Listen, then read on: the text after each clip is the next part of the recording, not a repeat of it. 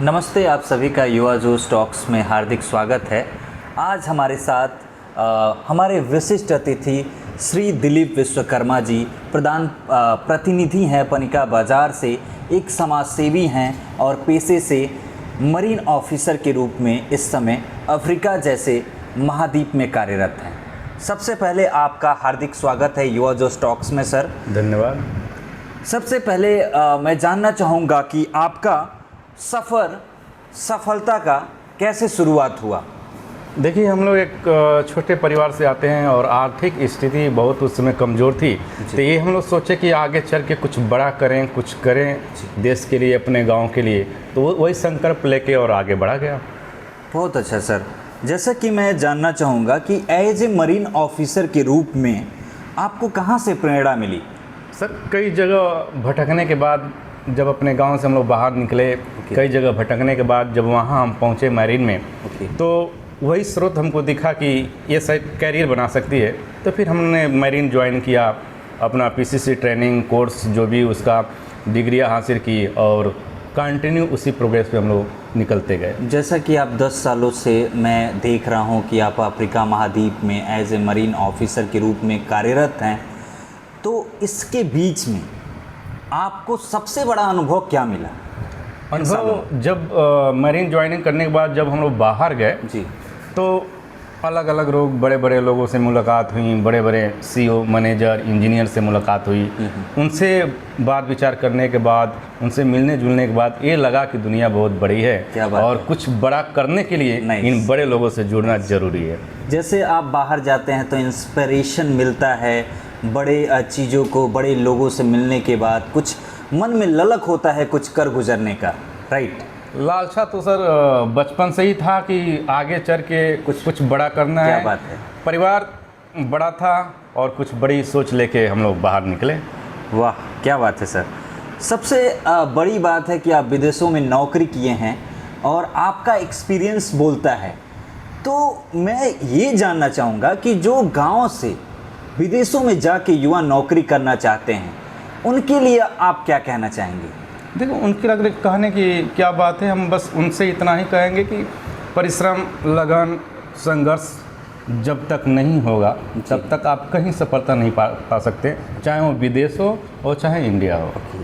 Nice, बहुत अच्छा। जैसा कि मैं देख रहा हूँ कि आप की जो वाइफ हैं, वो आपका जो गांव है पनिका बाज़ार, उसकी लगातार 2 सालों से प्रधान पद के रूप में आप हैं। तो मैं सबसे बड़ी जो उपलब्धि क्या मतलब आपको देखने को मिला इस गांव में विकास को लेके?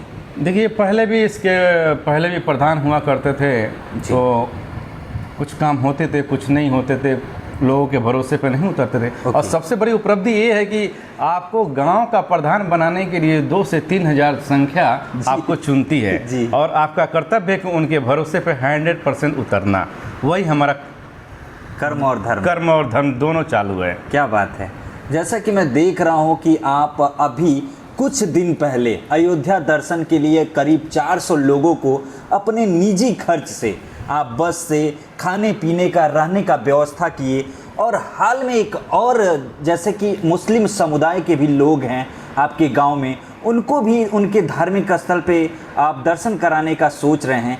इनके बारे में आप बताइए, दोनों के बारे में। मैं एक छोटा सा व्यक्ति हूँ जी और छोटा प्राणी हूँ, वो तो ऊपर वाले की देन है कि ऐसी सोच मेरे अंदर आई ताकि मैं एक मार्ग बनूँ और उन 400 परिवारों को ले जाकर श्री राम प्रभु का दर्शन कराऊँ। क्या बात। और मेरी इच्छा थी कि लोगों के बीच उनकी सेवाएं करूँ और सेवा करते हुए अपने प्राणों को व्यतीत करूँ। क्या बात है, नाइस, बहुत अच्छा सोच है। जैसा कि आप देख सकते हैं कि एक जनप्रतिनिधि और सच्चा व्यक्ति ही सच्चा नेता चाहे जनप्रतिनिधि हो सकता है। तो धर्म से जुड़ना सनातन में बहुत बड़ी बात है और उससे भी बड़ी बात है कि आप हर धर्म का आप समान स्तर पे देख रहे हैं। इनके गांव में हिंदू मुस्लिम दोनों वर्ग के हैं, तो बहुत बड़ा पुण्य का बात है सर। थैंक यू इसके लिए। अभी जैसा कि मैं देख रहा हूं सर, स्वास्थ्य को लेके और आर्थिक सहायता को लेके भी आप कुछ गांव में करते हैं, उसके बारे में कुछ बताएं।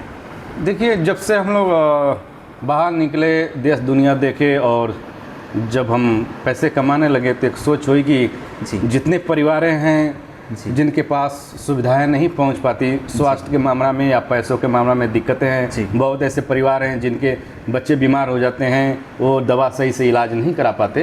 तो इसलिए हम लोगों ने सोचा कि चलिए गांव के लिए कुछ किया जाए। जब गांव में पैदा हुआ है तो इस गांव का कर्ज हम खुद उतारें। तो इसलिए ये सोच लेके चले कि अगर किसी की आर्थिक स्थिति डाउन होती है या किसी को पैसे की आवश्यकता होती है तो हम लोग निःशुल्क उनको पैसे, चाहे हॉस्पिटल पहुंचाना, चाहे अपने एम्बुलेंस उनकी सेवाएं देना, मतलब 100% हम लोग देना प्रयास करते हैं। निःशुल्क एक मैरिज हॉल आपने खोला है इस गांव में, निःशुल्क आप स्वास्थ्य कैंप लगाते हैं। तो ऐसा जो आपने सेवा भाव से आप गांव के लोगों को आप सेवा दे रहे हैं, ये कहाँ से प्रेरणा मिली है आपको? सर इसके लिए तो बहुत बड़ी एक सोच थी। जैसे लोगों की हम सेवा करते थे, जैसे पैर छूते थे या किसी चीज़ में उनकी मदद करते थे, तो जो वो दुआ देते थे ना तो दिल को सुकून मिलता था। तो हमने सोचा कि जब इतना बड़ी दिल से सुकून मिला है दुआओं से, तो इनके लिए कुछ ऐसा बड़ा करें ताकि इनके शादी ब्याह जो भी हो उनके खर्चे मैक्सिमम हम कम कर दें। जैसे हमारे यहाँ मैरिज हॉल है, निःशुल्क है, उसमें जनरेटर, टेंट, लाइट, XYZ सारी डीजे से लेके जयमाल से लेके सारी चीज़ें उपलब्ध हैं, उनके निःशुल्क है, एक भी पैसा नहीं लगता है। तो कम से कम मैं उस गरीब परिवारों को 20% 50% तो पैसे की बचत कराता हूँ। तो और उनकी दुआएं लगती हैं मुझे, वो दुआएं देते हैं और मैं फलता फूलता और आपके सामने। बहुत अच्छा सर, जैसा कि मैं जान रहा हूँ कि युवाओं को और युवाओं के विकास को लेके भी आप पूरी तरह से अपने गांव में चर्चित हैं। आप युवाओं के लिए क्या सोच रहे हैं अपने गांव के? सर देखिए, युवाओं के लिए एक मैं छोटा सा संदेश देना चाहूँगा कि आप अपने लाइफ में फर्स्ट ऑप्शन रखें, सेकंड ऑप्शन कभी ना रखें। क्योंकि सेकंड ऑप्शन जब रखेंगे तो फर्स्ट ऑप्शन आपका टारगेट नहीं हो पाएगा, आप मिस कर जाएंगे। मन में ये भ्रम रहेगा कि नहीं चलो फर्स्ट नहीं तो हम सेकंड रखें। जैसे मैंने अपने लाइफ में सिर्फ एक ही फर्स्ट ऑप्शन रखा, पैसे कमाना है। नाइस। जहाँ से भी हो वहाँ से हम पैसे लेके आएँ। तो उसी ऑप्शन पे नहीं करें और मैं अपने सक्सेस हूँ। और युवाओं को मैं यही करना चाहूँगी कि लाइफ में कभी सेकंड ऑप्शन ना रखें, क्या बात है, फर्स्ट ही रखें। मतलब मेहनत, ईमानदारी और जोश के साथ होश, ये युवाओं के लिए एक तरह से कीवर्ड है। कीवर्ड है, यस। तो आप सुने हैं अभी सर का। अब एक लास्ट क्वेश्चन है सर आपसे। आप इस गांव की एक तरह से उज्जवल भविष्य की आप कामना करते हैं और काफ़ी समय से इस गांव को विकसित करने के लिए लगे भी हैं और लगातार आप काम कर रहे हैं यहाँ पे विकास को लेके। आपने रोड और लाइट और यहाँ के तमाम ऐसे विकासकारी जो मुद्दे हैं उस पर आप कुछ बोलिए। सर विकास सरकार की सारी योजनाएं हैं, रोड नाली, हमने लोगों से बात करके वो सारी समस्याएं धीरे धीरे हल कर रहे हैं। अभी हमने तो 50% ही दिया है, अभी तो 100% मुझे बाकी है। क्योंकि मैं सोचता हूं कि नया उमंग, नया जोश, नया युवा नई सोच के साथ अपने गांव को और विकसित और सुरक्षित और लाजवाब और बेहतरीन और साफ़ सुथरा बनाएं। बहुत अच्छा सर। मैं जानना चाहूँगा कि आने वाले 10 से 15 सालों में आप अपने सपनों का गांव कैसा देखना चाहते हैं? सपना तो देखे हैं सर, मेरा सपना सुंदर और बेहतर हो गांव अपना जी। तो जैसे हमको 5 साल समय मिला, अगर नेक्स्ट में हमको समय मिलता है तो इससे भी बेहतरीन और लाजवाब सुविधाएं अपने गांव को दूंगा। वाह, क्या बात है। नाइस। तो बहुत बहुत धन्यवाद आप सभी का। अभी युवा जोश टॉक्स में आप हमारे विशिष्ट अतिथि मिस्टर दिलीप विश्वकर्मा, ग्राम सभा पनिका बाजार के प्रधान प्रतिनिधि हैं और पेशे से मरीन ऑफिसर हैं।